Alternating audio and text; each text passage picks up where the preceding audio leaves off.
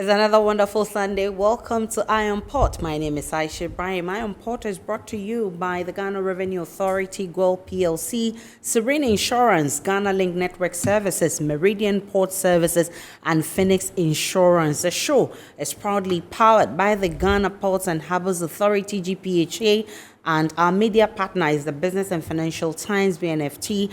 Get the Thursday edition of BNFT newspaper for more on today's episode. Remember, you can also join us live via all our social media platforms. It's on Facebook. We are streaming live at Ghana Ports and Harbours Authority, also at the Port of Tema. And on YouTube, we're streaming live at Iron Port. Remember, you can also get the opportunity to interact with us via our dedicated WhatsApp line. It's 053-803-7353, 053-803-7353. We will also open the phone lines in the course of the show for you to make your contributions towards the discussion. So grab your phones and let's get interactive. I'll introduce my guest to you shortly after this break. Good energy brings you quality choices with Goil Super XP. Available in many Goil stations nationwide. It is fortified with special additives that help your engine perform better and use less fuel. Branch into a Goil station today and energize your ride with Goil Super XP, compatible with most vehicles. Goil Super XP, Wufilia, huh? Wubefeel. Goil, good energy. Yeah, yeah. Electricity, then pay your taxes. Our taxes, our future. Because you see, without our taxes, we wouldn't have good roads, good schools, better hospitals, street lights, and other very important social amenities. When we pay our taxes, we give our children free and quality education. Talga, my money too small. Why should I pay my tax? Look, small.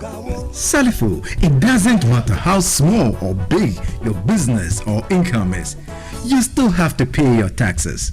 The little taxes from each and every one of us, when put together, could give your community clean water or that deprived school with tables and chairs. Please pay your taxes. It is your responsibility. It is your civic duty. It is the law.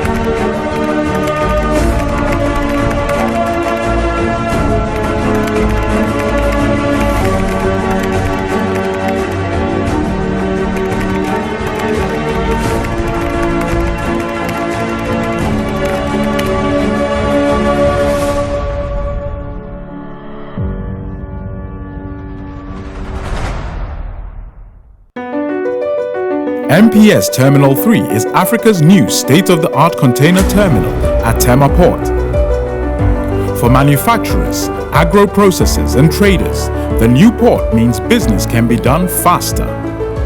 This infrastructure boost will improve Ghana's port handling capacity, connect more trading routes, and oil the engine of growth for the economy, creating greater opportunities across all sectors as Africa's markets merge and become the largest trading bloc globally.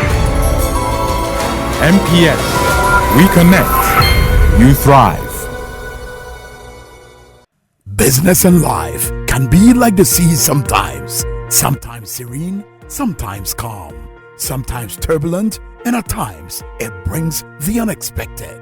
However it is like, trust Phoenix Insurance for your home, car, business, and marine insurance needs. Call 0302 246 319 or 0243 690 492. At Phoenix, you experience a delightful service delivered with wisdom. Welcome back to Iron Port, and as I told you earlier, it's powered by the Ghana Ports and Harbours Authority. Well, over the week, a lot has happened at the port and the maritime industry. Let's go and look at what you have missed. In a significant move to position Ghana as the leading hub for oil and gas services in West Africa, President Nana Addo Dankwa Akufo-Addo has commissioned the 550-meter oil and gas services terminal at the port of Takoradi. The facility includes a 550-meter quay wall, a 10-meter draft for dredged berth pockets, and 1.9 kilometers of access roads equipped with storm drainage systems. Additionally, it offers a 200,000 square meter serviced land area designed for oil field operators, logistics service providers, operational offices, workshops, and storage facilities. The terminal is poised to serve as a world-class shore-based platform featuring offshore supply vessel berthing facilities and serviced waterfront land to support oil and gas exploration and production activities. President Akufo-Addo highlighted the terminal's strategic importance in enhancing Ghana's competitive edge in the oil and gas sector. He noted that the facility would reduce transit times and operational costs while generating employment opportunities. The completion of the Takoradi Oil and Gas Services Terminal is a key milestone in these efforts. This facility will not only streamline offshore supply services, but also enhance heavy engineering and fabrication activities that are vital to petroleum exploration and drilling campaigns within our region. By offering a comprehensive suite of services, this terminal will strengthen Ghana's position as a competitive destination for oil and gas operations. This terminal stands as a hallmark of modern engineering and innovation. The president also reiterated his administration's commitment to developing a third commercial port at Keji in the Keta municipality, furthering the country's maritime development ambitions. Substantial progress has been made, including feasibility studies, stakeholder engagements, and an environmental impact assessment. I'm acutely aware of the anticipation and enthusiasm of the people of the Volta region for this project. I assure them that we're committed to seeing it through to fruition, as it will be a game changer for the region and the nation as a whole. Transport Minister Kweku Ofori-Esiama commended the project, noting its potential to significantly impact the petrochemical exploration industry in Ghana and the West African sub-region. Today, that facility is completed. We are operating it. The draft is set that we should allow our local people to be part of port infrastructure development. So Ibistek, who did the container terminal, also did the liquid bulk terminal. GPHA constructed the bulk jetty, and today we are commissioning the oil and gas. Director General of the Ghana Ports and Harbours Authority, Michael Lugoje, expressed his gratitude to the President for supporting the transformation of Takoradi Port into a modern, multi-purpose facility. On behalf of GPHA and Ghana in particular, we are grateful for all your support to the port sector, because today, Takoradi used to be a traditional export port of raw materials, manganese, bauxite, and cocoa. Thanks to you, you helped GPHA achieve the vision of transforming Takoradi also into a multi-purpose modern port, which is competing with Tema, and again having a specialized oil and gas facility that Tema doesn't even have. The commissioning of the terminal marks a crucial step in Ghana's efforts to establish itself as a hub for oil and gas operations and reinforces its role as a key player in the regional energy sector. Ghana's ambition to develop sufficient and efficient multimodal transport systems across the country is steadily progressing.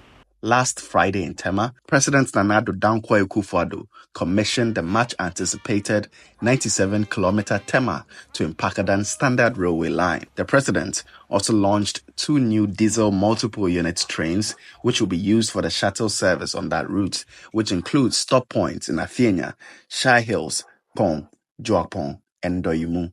Afcons Infrastructure Limited, an Indian engineering solutions firm, began the construction of the Tema-Mpakadan railway line in 2018 under a $447 million fund provided by the India Export-Import Bank. The president said this milestone is proof that Ghana can realize its ambitions when vision, commitment, and hard work align. He said the project, when fully operationalized, will contribute to the national agenda to connect Ghana's ports and hinterlands through efficient multimodal transport systems. The Tema-Mpakadan railway line is just one piece of a larger puzzle. Guided by our 2020 revised railway master plan, we'll continue to expand the reach of Ghana's railway network to unlock the full potential of our economy. The Minister for Railway Development, Peter Amewu, who called the project the first of its kind, said the Tema to Mpakadan line forms part of a larger rail network master plan expected to improve connectivity between the major regional capitals in Ghana. It is important to mention that as a result of the construction of the Center Bridge, a significant engineering achievement is being awarded from the Guinness Book of Records to give recognition to the world's deepest Reka Pile Bridge, which goes as deep as 76 meters below water level and further embedded in rock of length of greater than 10 meters. What this means is that this is the first of its kind in the world. The CEO of the Ghana Railway Development Authority, Yawusu, added more on the project scope. I would therefore invite business communities to take advantage of this incredible and viable project. For example, real estate developers can build residential properties to decongest other parts of Greater Accra. Other business opportunities include, but not limited to, the construction of factories for manufacturing activities and bonded warehouse along the line to decongest the Tama port. The Indian High Commissioner to Ghana, Manish Gupta, said this feat is another testament to the long-standing development partnership his country has shared with Ghana. The commissioning of the railway line today and the launch of DMUs I am confident will reshape Ghana's transportation landscape. It will enhance economic integration and regional connectivity and make the country a transportation hub for the southern. Rail projects, by their very nature, are energy efficient and environment friendly. This project will contribute towards reduction in carbon emissions and eventually an end-to-end sustainable transportation system in Ghana.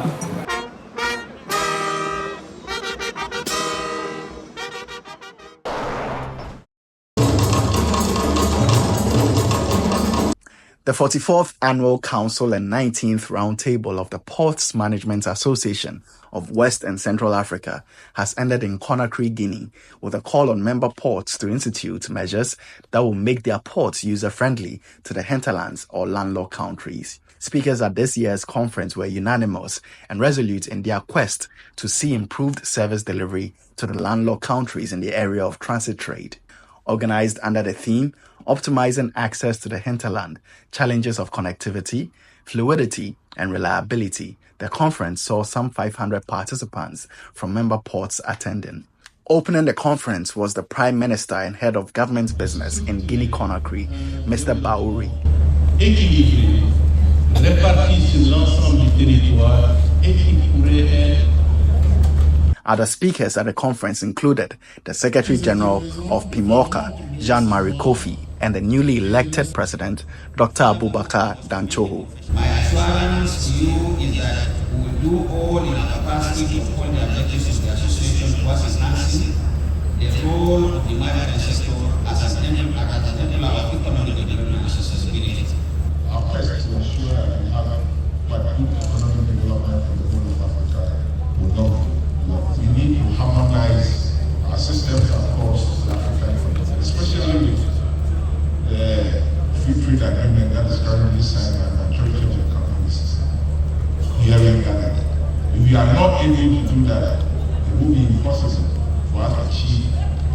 which is why we have traveled so far to have discussions to ensure that economic development is smoother. During the 8th edition of the African Ports Awards, GPHA's Tema Port swept 5 awards, namely Best Port in Communication of Statistical Data, 2023, Best Port for Integration of Sub-Regional Economies, 2023, Best Port for Import and Export Container Traffic, excluding Transshipment and Transit, 2023, Best Port in Containers, 2023, and Best Port in Integrated Management System Policy. The 29th United Nations Climate Change Conference, also known as COP29, took place in Baku, Azerbaijan from November 11 to 22, 2024. The conference brought together global leaders, experts, and activists to discuss urgent actions needed to combat the climate crisis. Over 70,000 attendees from 197 countries gathered for COP29, where one of the central themes was the commitment to drastically reducing greenhouse gas emissions. The goal is to safeguard lives and livelihoods from the escalating impacts of climate change. In his address, President Nana Addo Dankwa Akufo-Addo emphasized his country's commitment to reducing greenhouse gas emissions by 64 million tons of carbon dioxide equivalent by 2030. He also reaffirmed Ghana's dedication to protecting its forest, promoting sustainable practices, and contributing significantly to global climate solutions. Our partnership with countries such as Brazil to elevate forest protection ambitions represents an inspiring example of the unity and dedication that this challenge demands. Excellencies, it has been a profound honor for Ghana to serve as co-chair of this important partnership. Reaching our targets will require steadfast political commitment and ongoing dialogue, and I'm confident that our successors, the United Kingdom and Guyana, will carry this mission forward with vigor. Brazil's Minister of Environment and Climate Change, Her Excellency Marina Silva, shared her country's vision for the Amazon rainforest, stressing the importance of developing effective mechanisms for its long-term conservation. She also highlighted the critical need to include and empower local communities in the region's sustainable development. One of the consensus was to develop financial mechanisms, innovative ones, for the sustainable conservation of the forests and to promote inclusion and development of local communities. Brazil, for example, has reduced significantly the deforestation of the Amazon region in 2023 and thus avoiding about 400,000 tons of CO2 compared to the previous year. Colombia's Minister of Foreign Affairs, His Excellency Luis Gilberto Murillo, underscored the need for greater efforts to protect the environment while simultaneously revitalizing Colombia's economy. He reaffirmed Colombia's commitment to transitioning towards a sustainable economy as part of its 2030 Diversification Action Plan. Action needs to go beyond words. The portfolio demonstrates that protecting nature also means revitalizing Colombia's economy. Colombia is committed to transitioning towards sustainable economy aligned with the 2030 Biodiversity Action Plan, which aims to triple bioeconomy-related jobs.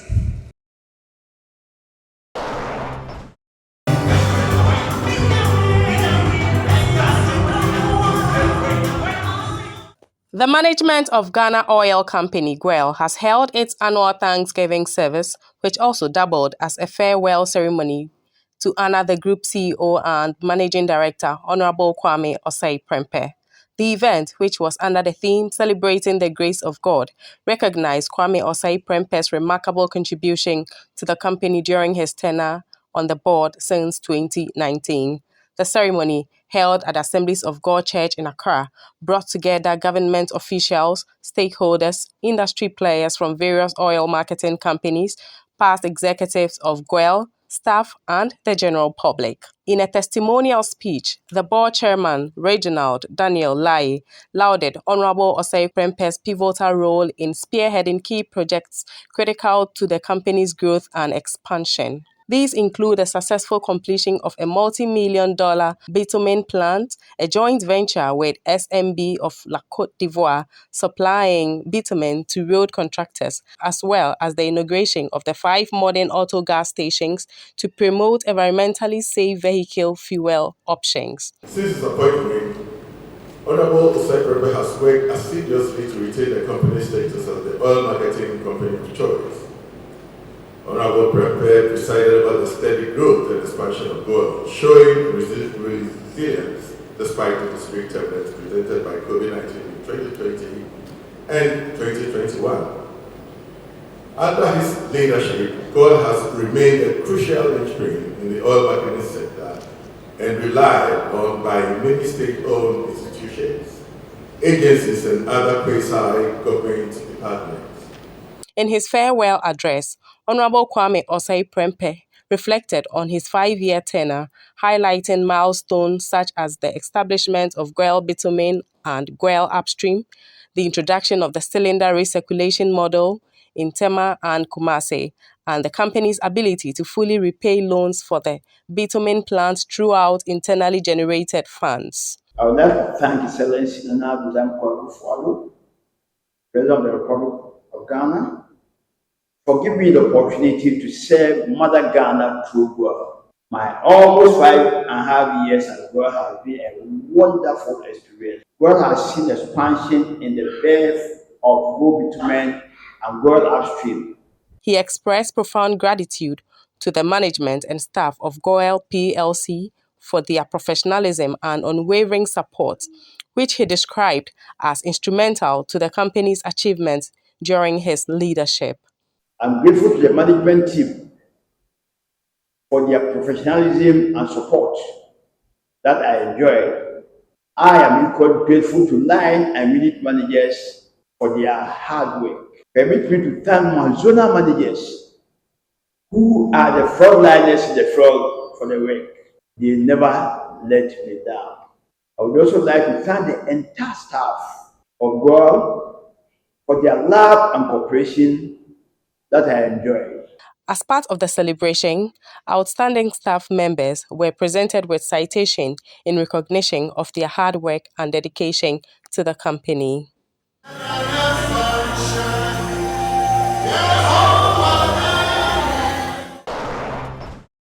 And those were some happenings at the port and the maritime industry, with the Ghana Ports and Harbours Authority bagging some awards there. Congratulations to GPHA. But let's now look at the phrase of the day: Mobile Offshore Drilling Unit, MODU.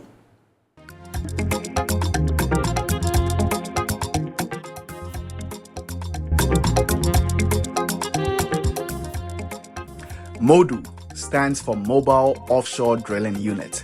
It is a vessel capable of engaging in drilling operations for the exploration for or exploitation of resources beneath the seabed, such as liquid or gaseous hydrocarbons, sulfur or salt.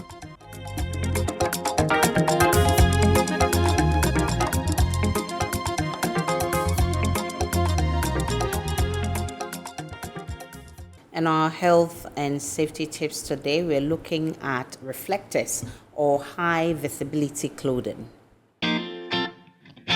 Reflectors or high visibility clothing. As a form of personal protective equipment, high visibility clothing is worn to increase a person's visibility and therefore prevent accidents caused by persons not being seen. As a result, it is often worn in occupations where hazardous situations are created by moving vehicles or low lighting conditions. These occupations include ports, railway, road workers, airport workers, and emergency services.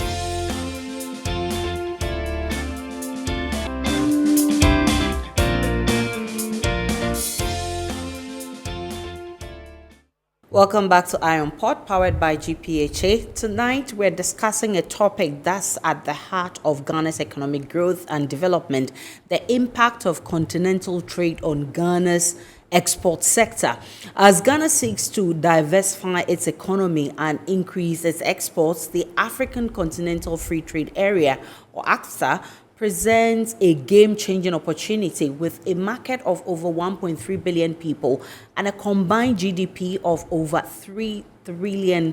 The ACFTA has the potential to transform Ghana's export sector and drive economic growth. But what does this mean for Ghanaian businesses and entrepreneurs? How can they take advantage of the opportunities presented by ACFTA? And what are the challenges they may face in accessing these new markets? Well, I have with me in the studio a lady and a gentleman who have answers to these questions. Susan Mbro is the Executive Director of Africa Business Export.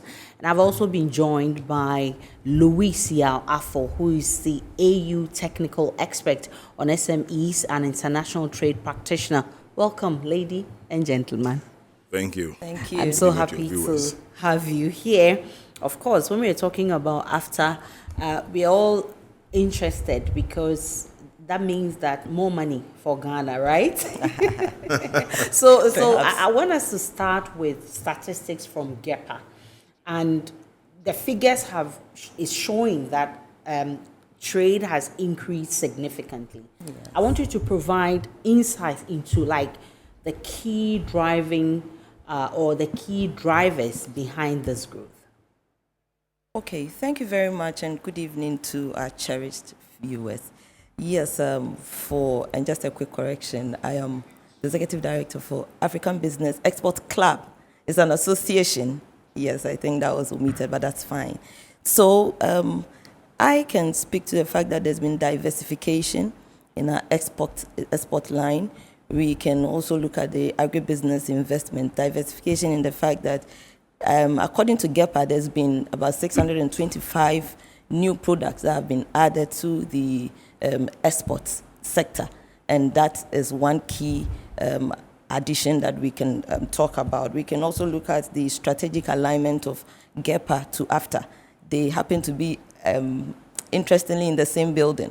And so they would have access to all the information readily available, ready markets, and they are going to also help their exporters, the members who are on the GEPA platform. We can also talk about supportive trade infrastructure that's in place. I know that under GEPA, there's some kind of they work together with Afri-Exim Bank to provide some kind of financing to exporters. So just by way of introduction to our discussion, this is what I'll have to say for now. But in terms of the areas that have the most increased exports, Mr. Yao Louise, I want you to handle that for me.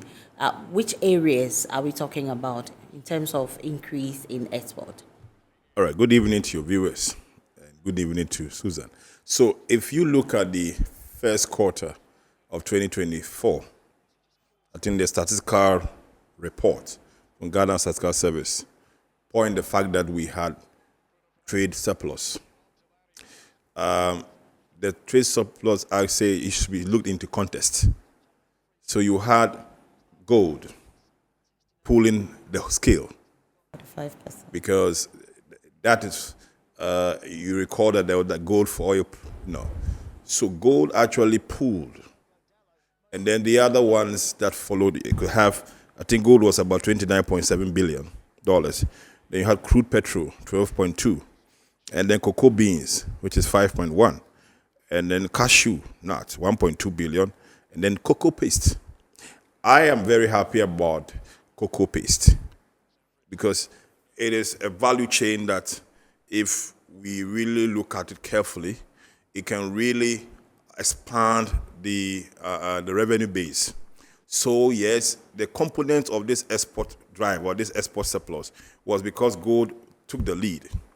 And then you had some of these non-traditional ones that also followed a bit.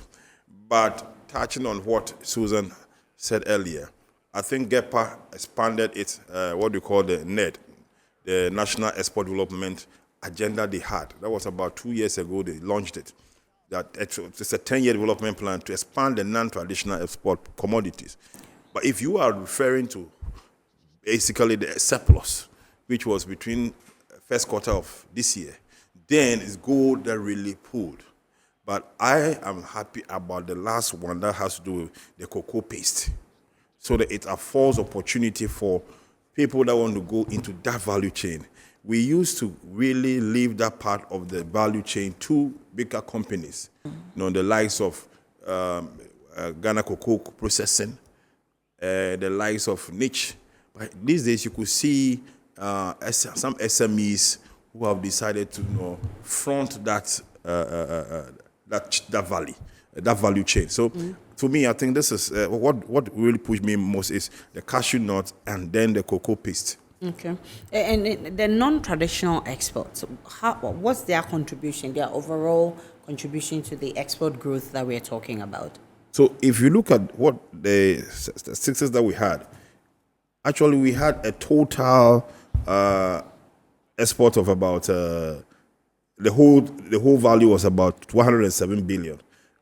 Out of this, you had 59 billion being export, and the rest were import. What pool, like I said, if you take gold out, which we know it's a normal, but the other ones that really pulled, let's take crude or petrol also out. You had cocoa beans, which you also know, but I think that you had the likes of cashew, cocoa paste. I was not impressed with cocoa beans though, because I think it's attributed to the fact that we had a little fall. But apart from that, there were other products like cassava, yam, then the list goes on. Okay. Yam, pineapple, yeah. Vegetables, and what have you.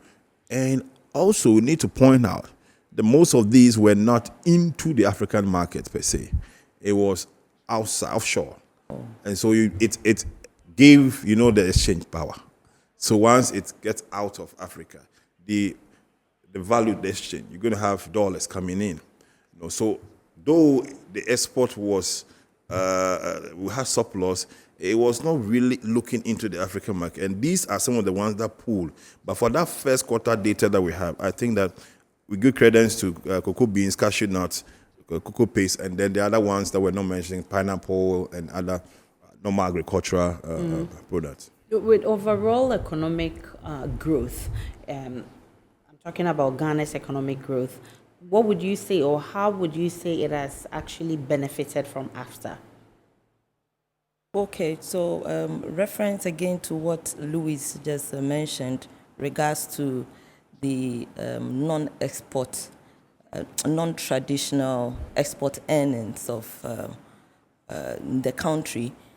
The positioning of GEPA with AFTA, giving access to lots of markets, that is the members under AFTA and the members of GEPA, exporters under GEPA, there has been free access to, lots of markets out there. And I cite this in point where in October, we happened to be in Kigali, and a few of our members that we took on board, SMEs and MSMEs that we took on board, were instantly, linked to accessible markets and other people in the nations, and they have started trading on that. So I can say that, yes, the positioning of AFTA has done so well for this nation in terms of the export. It's opened its gates, it's opened, it's given us lots of capacity building as well. And one of the key I can also mention is that AFTA has empowered institutions like ours to, help the MSMEs and SMEs in disseminating the information and the good that the institution has for the country as a whole. So we have benefited immensely in diverse ways from the sighting of AFTA in our country. It comes in two ways, benefits and challenges. Have we had challenges yet? I think you're looking at challenges of... Ghana benefiting from AFTA. What has been the challenges as well? For challenges. So, I mean, we can confirm that there will definitely be challenges because after in itself, they are growing. And I heard the General Secretary even on the eve of the conference in Kigali, talking to BBC, indicating that it is a slow process, but we are living one day at a time, and at least we are seeing benefits step by step. There are challenges, and for challenges, I can talk about infrastructural challenges. Yeah. We can talk about access to financing for our SMEs and MSMEs. We are looking at challenges in the sense of, I think you should continue for me because good. We don't want to go in. Quickly, let me also mention that the one of the components of the export drive, though we've not been mentioning, is the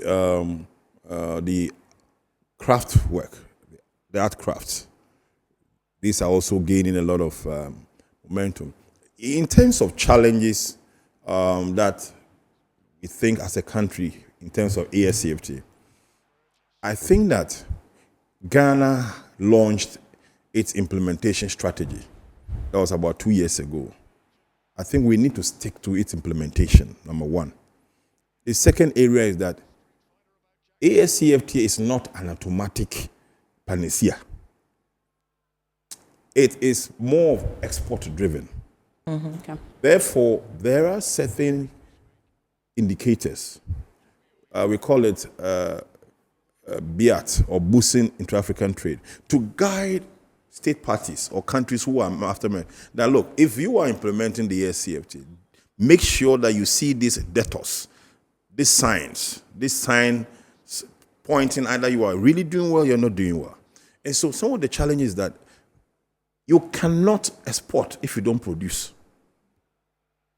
And you cannot produce if you don't really arm your factor productivity. And for factor productivity, here we are talking about combining capital, land, labor, entrepreneurship, and technology. These four cardinals is what could drive, but you could see that if you put these together, I don't think we have done so much. Now, let me give you one example. This is not politics. If you take the one district, one factory that the government came out with, I think 2016. Yep. It was, I say it everywhere, it is one of the strategies that ASCFT itself, members can really implement in their various countries. But the problem here was that, to me, I think it failed institutionally. Okay.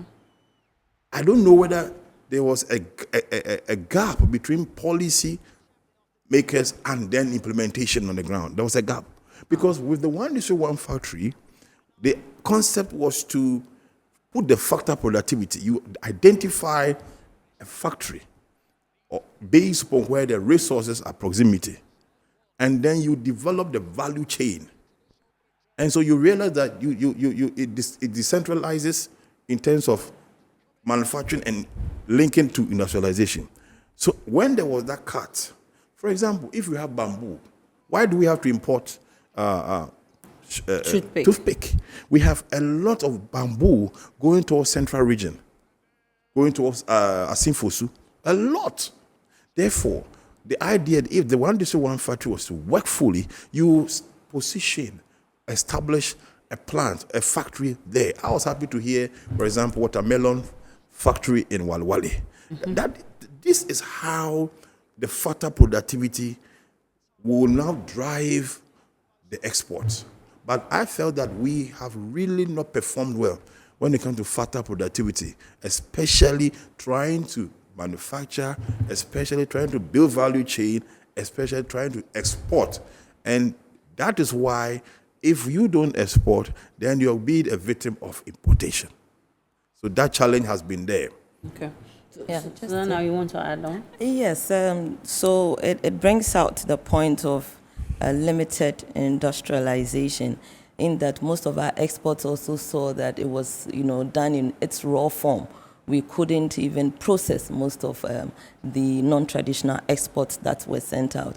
But it also brings or points to the fact that there's been competition from other countries, i.e.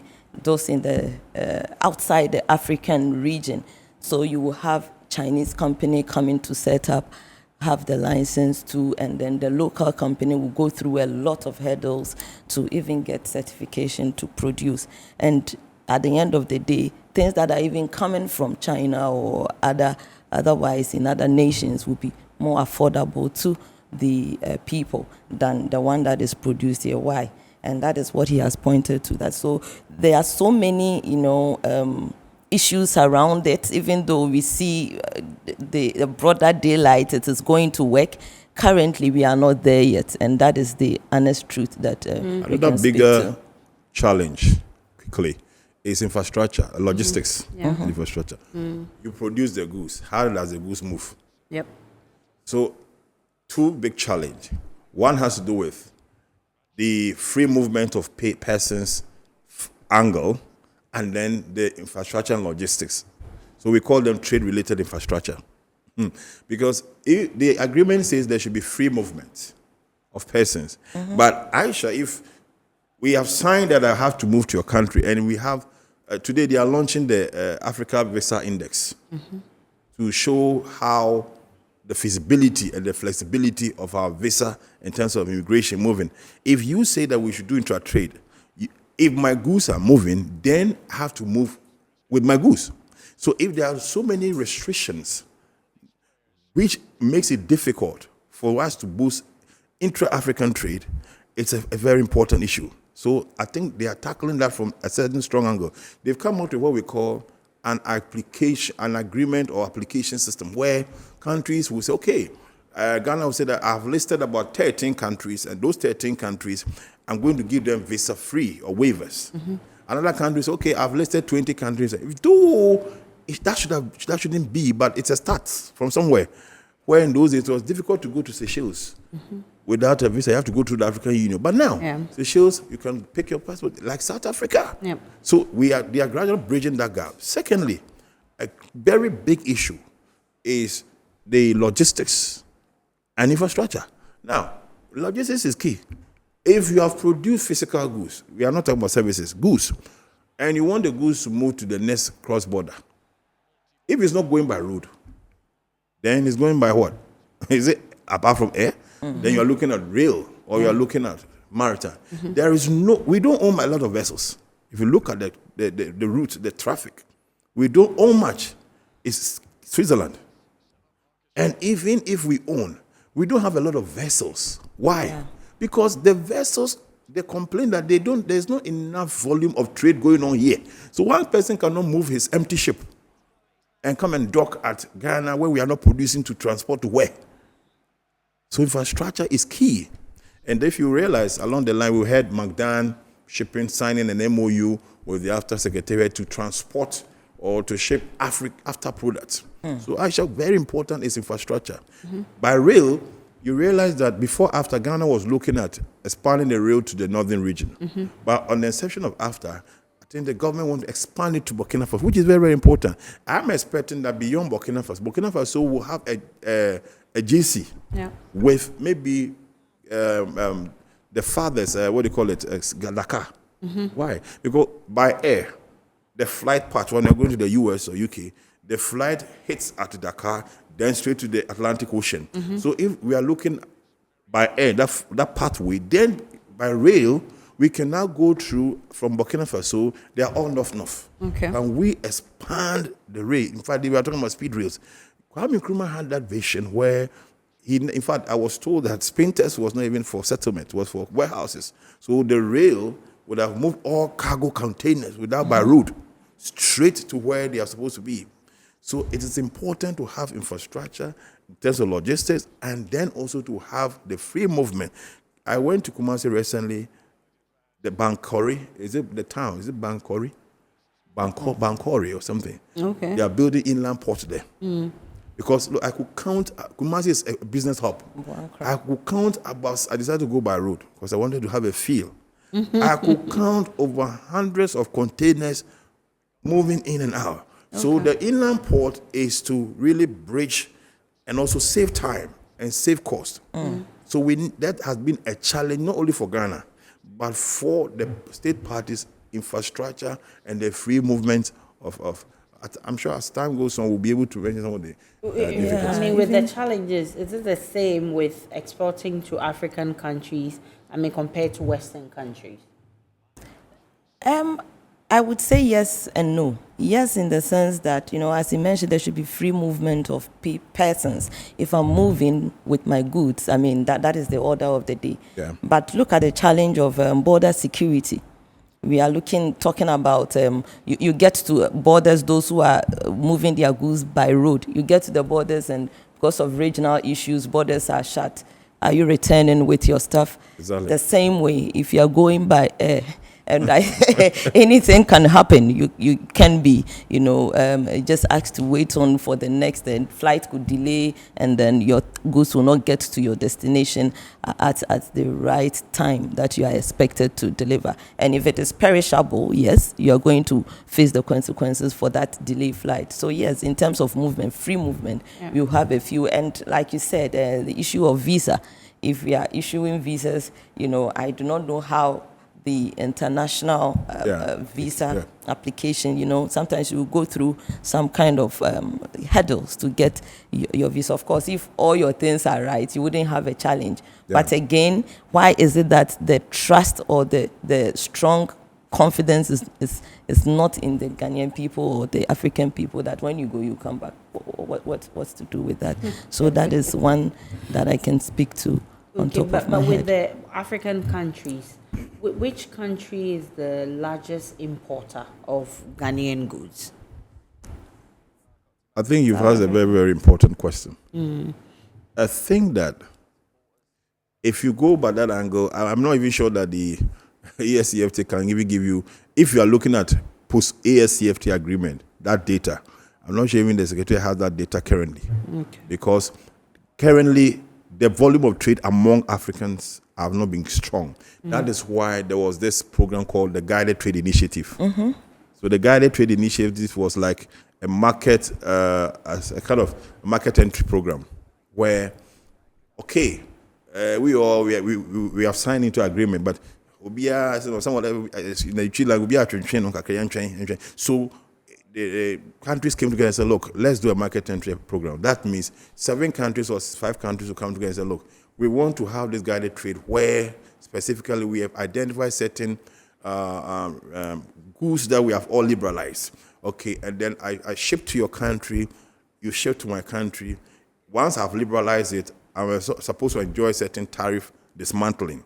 So if that tariff dismantling, we all settle it, then it means that, for example, the one we did with Kenya, currently you have Ghana Export House in Kenya, where Ghana goods are being sold in Kenya, and most of the people, who have their goods there, once the goods are, so those are their challenges with that one.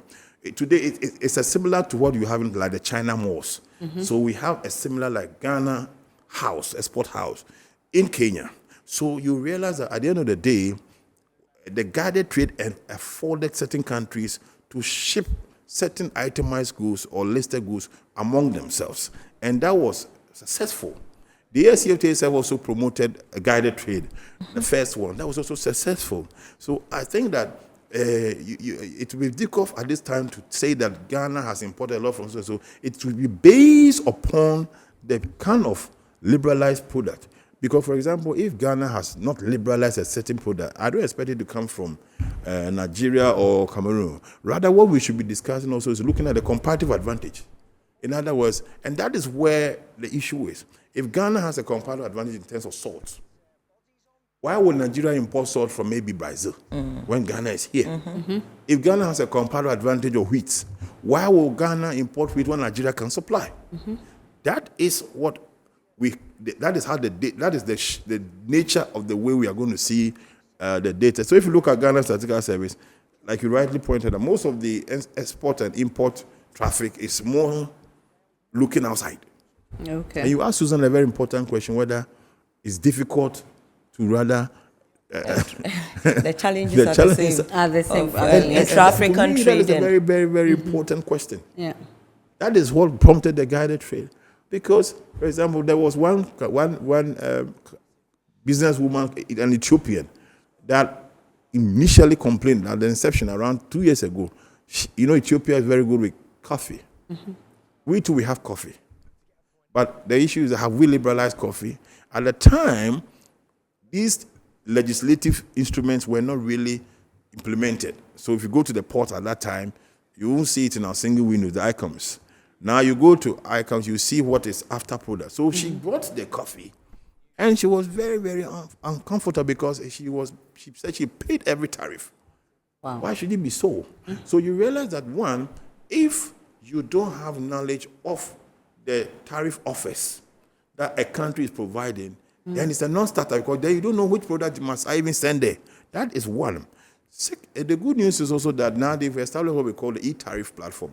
The ACFT has e-tariff platform. So you go to e-tariff, and if Susan is supplying butter, I go and check, okay, country Susan is, these are the tariff offers for butter.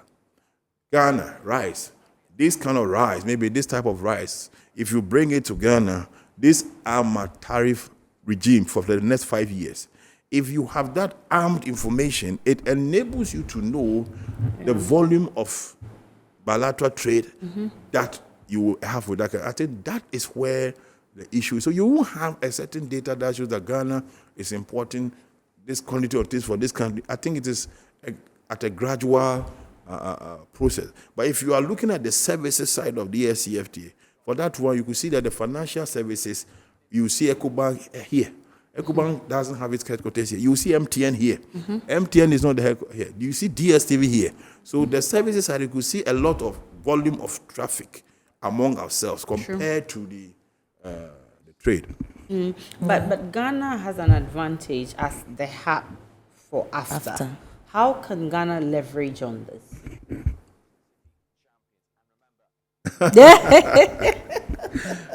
I think that Ghana has been leveraging, but I think it takes us back to the initial points that we're making. I am saying that Ghana have seen tremendous improvement.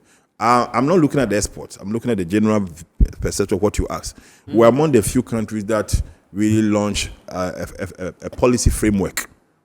In terms of Ghana's readiness, infrastructure-wise, like I said, Terminal 3 was an added advantage. Your port, Eye on the Port just showed certain infrastructure that were commissioned recently. Then again, apart from Ghana Ghana is like a consultant to other countries who want to strategize under ESCFT. Mm-hmm. In terms of, apart from infrastructure, in terms of value chain building, you could see that Ghana Export Promotion has positioned itself well. And they work closely with Ghana Exim Bank. So Ghana Exim Bank was like, they finance the export policies or directions that maybe GEPA will bring forward. And they also practically support, they practically support maybe, Aisha, you want to export or you want to participate in a trade mission, but you are unable to afford flights and pay for the exhibition booth. GEPA sometimes pays for them. Yeah. In fact, even under the guided trade, I know the National Coordinating Office, they sometimes facilitate some of these free insurance and other things for people who want to export out. So Ghana positioned itself in the area of one, building SMEs, two, trying to expand certain infrastructure because we have our policy. Three, Ghana also benefit in areas like I always point out to people, because there's a lot of meetings always ongoing since here became a secretariat. And so it produced a certain quasi-employment opportunities in the area of transportation. A lot of these expatriates, they would like their kids to go to school. So in the area of education itself, private educations were given opportunity. And mind you, the secretariat will be employing more people. In fact, they are not done yet. So assume you have about 300 or 400 expatriates who have large families. I know one who is not around, but his son is schooling here. Okay, so that means that once in a while they will be visiting. That gives opportunity to the aviation sector. Now, those who will be going by road. In fact, there was one friend who came all the way from Ethiopia, and he was saying that, he would love to tour the country, but the problem he's seeing is that our commuter buses are just short distances. And he doesn't like to move with Uber because he wants to be in this, what we call trotro.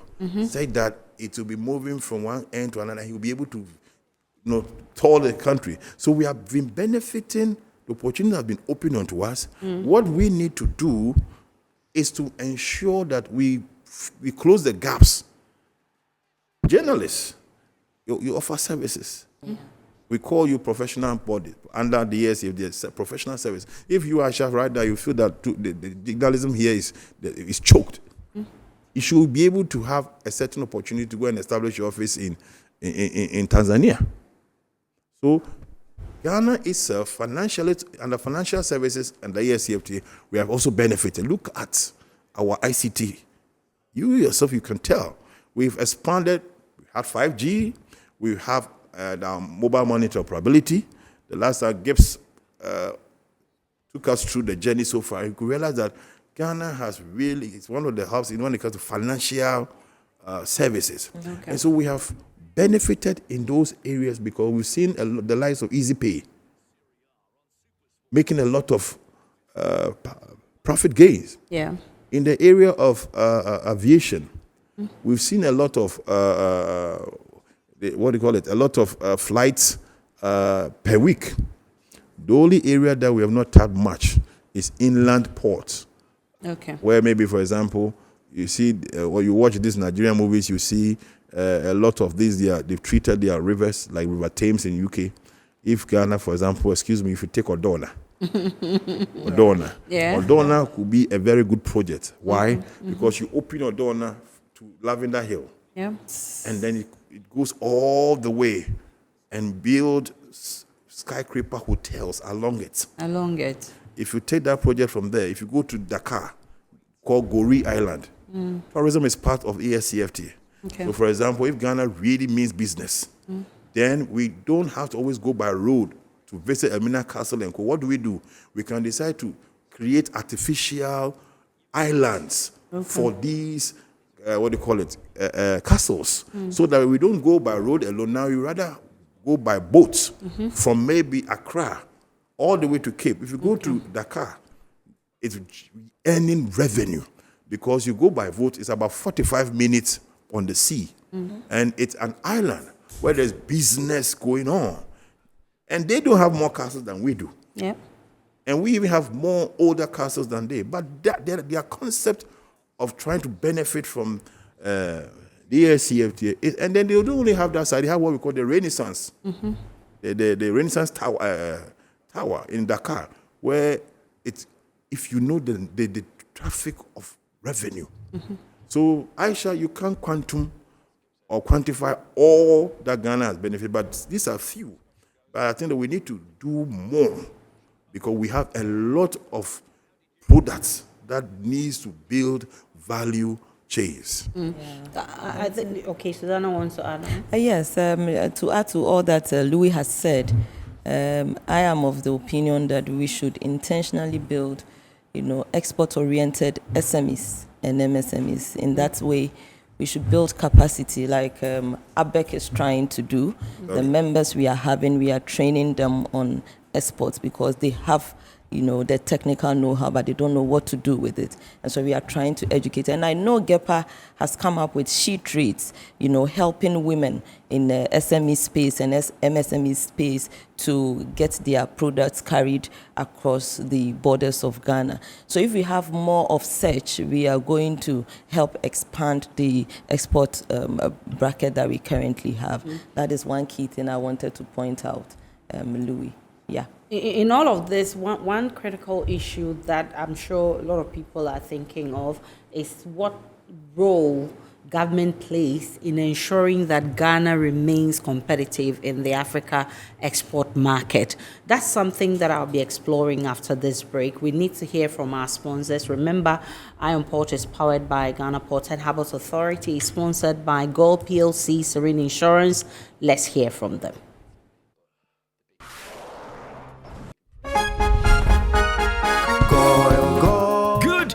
Energy brings you quality choices with Goil Super XP. Available in many Goil stations nationwide. It is fortified with special additives that help your engine perform better and use less fuel.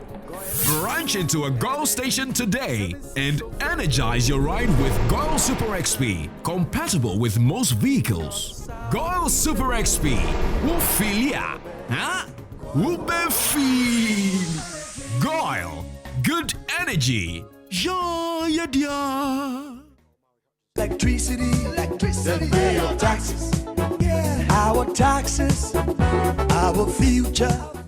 Because you see, without our taxes, we wouldn't have good roads, good schools, better hospitals, street lights, and other very important social amenities.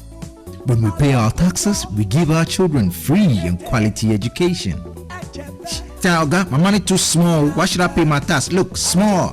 Salifo, it doesn't matter how small or big your business or income is. You still have to pay your taxes.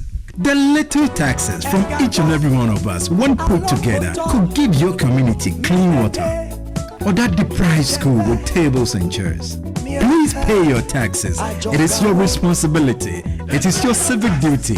It is the law.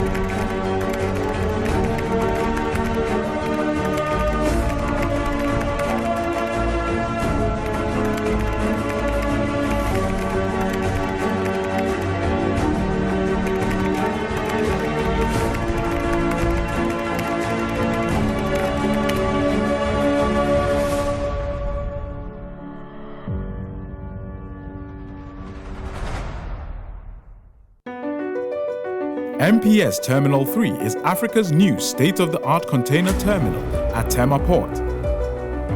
For manufacturers, agro-processors and traders, the new port means business can be done faster. This infrastructure boost will improve Ghana's port handling capacity, connect more trading routes, and oil the engine of growth for the economy, creating greater opportunities across all sectors as Africa's markets merge and become the largest trading bloc globally. MPS, we connect, you thrive.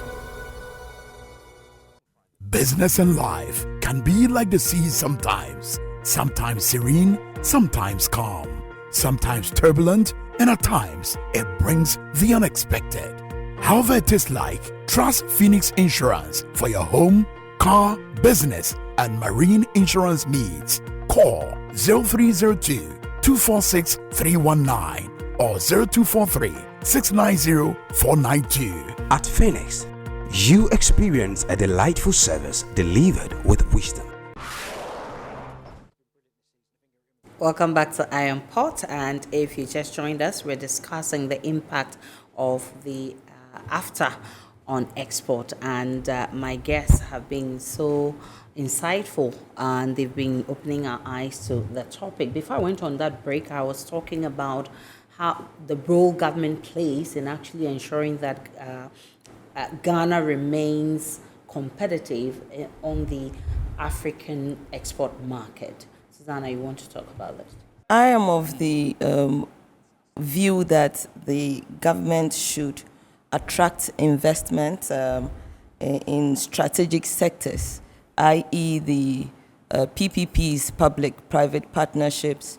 They should also have export-oriented industries in the PPPs, in the sense that the government should encourage investments in, renewable energy, and then manufacturing as well as logistics, in that sector, if we want to really move and boost the intra and inter-African trade move from our perspective. So that is what I can share briefly on that.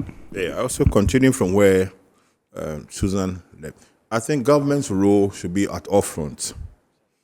For now, I think that if you look at the way Ghana wanted to attack the SCFTA implementation, initially the government set up what we call the Interministerial Committee. Okay. Before Ghana won to host here, the Interministerial Committee were made up of Minister of Foreign Affairs because of the immigration issues and what have you, visa issues. Then you had a Minister of Interior, Immigration itself. Then you have Finance because you have to work with the banks. Then you have Minister of Information. So that Interministerial Committee was very, very solid. And they ensured, in fact, we became technical members on the committee, to ensure that we came out with a national framework policy. Now that national policy framework, what is government's also role, or has been government's role? If you look at the area of SMEs, GA was taxed, Ghana Enterprise Agency, to support SMEs and identify certain businesses that could be supported in one way or the other. I don't have the stats because they are there. And to identify youth in entrepreneurship, and to identify youth in agriculture, to identify youth in ICT. Then you look at Ghana Exim. Ghana Exim also offered what we call the credit supports. And what they did was that in a year, Ghana Exim will identify which areas of their portfolio they want to really unleash. So I think for last year, they were looking at, cashew, shea butter. And if you check, there's been a lot of expansion in that micro sector. Why? You see a lot of ladies who own these cosmetic shops, and they've had this using this black soap, which is a hot cake in outside Africa, even US. The last time CNN did a documentary on black soap, it was amazing. And I've been told that it's a very strong defense for skin, against skin cancer. So the SMEs, micro SMEs, rural economy, cross-border trade, some of them came under certain funding programs from GA, from Ghana Exim. And then again, you look at the area also in the area of, what do you call it, in terms of technical. Let's not take that out. In terms of technical support, most entrepreneurs were taken through a lot of capacity building. Some of them received certain technical support from government partners like GIZ, like MasterCard, like I think European Union themselves. And I think because, and even the World Bank has been supporting. So that is another area. Then if you look at the area of, I think in terms of trade information, there have been a lot of capacity building where government seems to always want to meet trade associations, meet trade groups like TAG, AGI, Chamber of Commerce, to position their members to be ready for export. A very critical one, which has to do with the free zones. Ghana doesn't have a special economic zone. There's a big difference between the two. Now, the free zones, this is what we have. The free zones, is in its current state, doesn't help, in my opinion. Why? Because you are assuming that most of the exports should look outward. Otherwise, we're saying that about 70% of the exports should look outward. But you end up seeing most of these 70% inside. Rather. And they are enjoying certain tax holidays. So then government loses. It doesn't also offer opportunities for growing businesses. And so what we need to do is to look at the law that is going to be passed. We call the Special Economic Zone law. Special Economic Zone is what countries like Morocco, I tell you, Morocco has what we call the job village. Special Economic Zones, it's an improved version of free zones. But Special Economic Zones is like one full city where businesses are enjoying economies of scale. So under that one, you have the banks there, you have institutions here, you don't need to move out of it. There's that kind of support, proximity to resources, and it's intertwined. That is special economic zone, and there are many benefits. That one, the the state does not lose so much, especially if there's a kind of corruption within the free zones. And with this special economic zone, you give the opportunity to other growing industries to participate. Free zones, if you don't have a certain threshold or capital, you can't be. Okay. You are out. If you and I, at this time, decide to partner to do a share barter business, we cannot stand the kind of resource power of a company in free zones currently, who extracts the oil from the cashew, this share butter, and you and I are relegated to only the raw product of it, but they are adding value because they have the capital.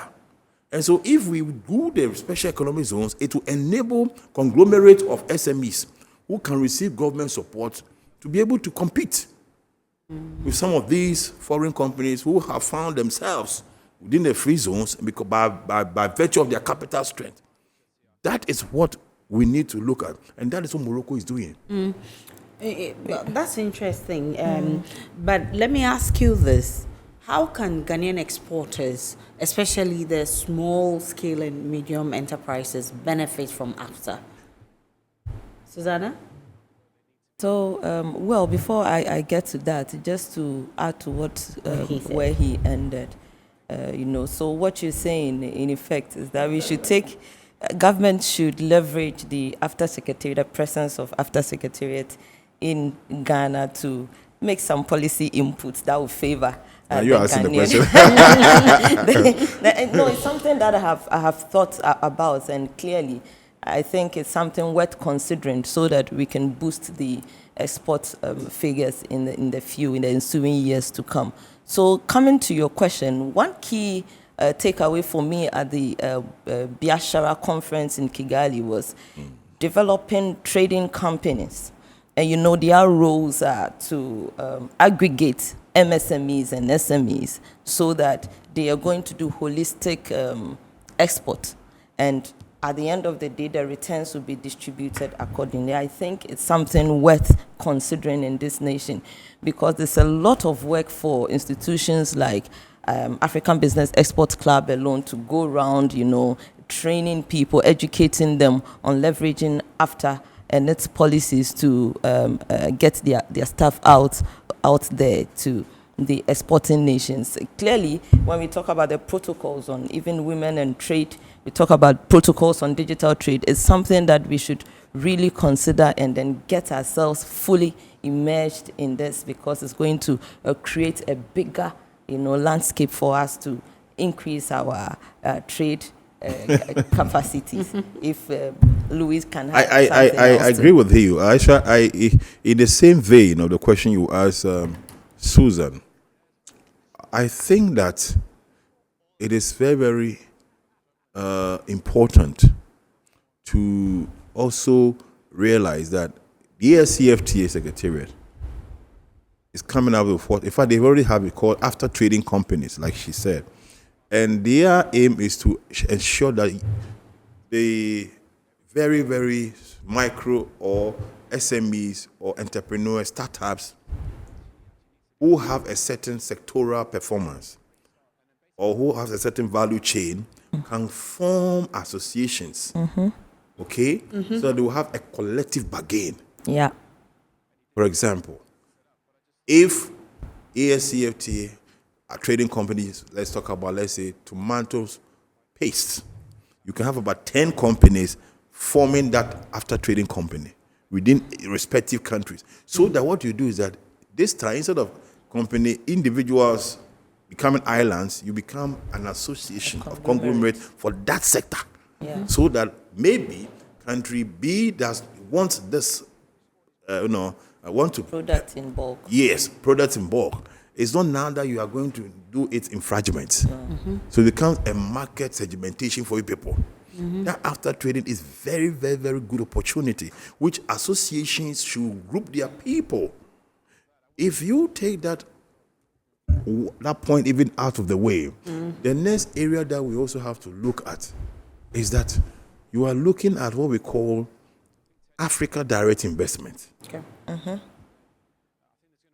And we as APN, we have a very solid program. We started way back 2019 We call it Africa Globalized Investment. What we do is that we organize investment events by bringing investors within Africa and outside Africa, and we present them to governments. So, for example, in Ghana, we partner with the GIPC to organize a program. A lot of investors came from outside Africa and in Africa. What did they do? And it's not just a summit. What we did was that after the investment program, we marched these investors to GIPC to be profiled. And when we went to GIPC showcased the areas that Ghana want investment. And what GIPC should do is that after these investors come, you follow up.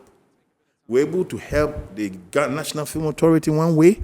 We're able to help other areas. That Africa direct investment is a very important. As I said to you, I was telling Susan, we have an African-American company that wants to establish a Continental airline. We've been having talks with them. I can offer this opportunity to the Ghana government. I can offer it to any government that is ready. So it means, therefore, that the private sector should go along with government to improve Africa direct investment. Because when we do that, then we'll be able to mop up all those fragmented entrepreneurs and investors who are capable from your own country, but they've not been given the opportunity to do. Yeah. And sorry, I no, I'm with you. didn't know that you had ended, but I was also coming to the fact, because I remember you were talking about the high tariffs and all of that affect exporters and or importers, or even the local people who want to export. How can we benefit from a flexible tariff regime? No, if you are talking about ASCFTA, then taking you back a little, the ASCFTA is a tariff liberalized system or scheme. Okay. That is the basis of this whole thing. So therefore, if you have liberalized, they have liberalized 90% of their goods. So what it means is that if you are importing or exporting to a country, maybe Ghana, you are here. Like a lady called me, she want to import oil from Togo. Okay. Before ASCFTA, she used to import 40-footer container, 20-footer one.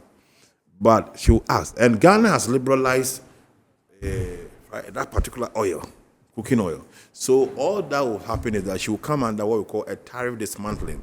If before ASCFTA, she was paying maybe 50% on, let's say, 1,000 Ghana cedis.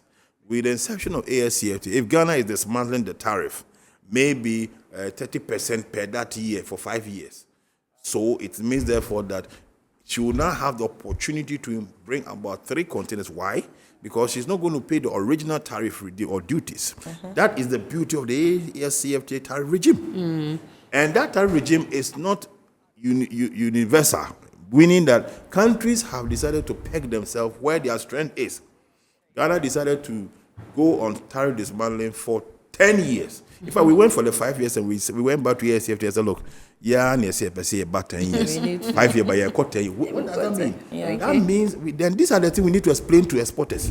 What it means is that if Ghana is in a 10-year tariff regime, it means if you are importing you're importing something from Ghana, or you are bringing something here, it means, therefore, when the thing is coming, for the first 10 years, we will be doing tariff dismantling. At the 10th year, it becomes what we call zero tariff. And that is where a lot of people have problems. That we say ASCFTA is free. Now I go there, they are charged. They don't understand. This is a very educative program, and I think we should do part 2 of it, because that's all time will allow us for now. Thanks so much, ladies and gentlemen. Susanna Mbro is the Executive Director of Africa Business Export. Louisia Afo is AU Technical Expert on SMEs and International Trade Practitioner. A big thank you to you, our sponsors, Ghana Revenue Authority, Goil PLC, Serene Insurance, Ghana Link Network Services, Meridian Port Services, and Phoenix Insurance. The show was proudly powered by the Ghana Ports and Harbours Authority-GPHA, and our media partner is the BNFT. Many thanks, viewers, for your time. Remember to catch the abridged version on GTV Thursday Wednesday at 8:30 p.m. Have a lovely evening.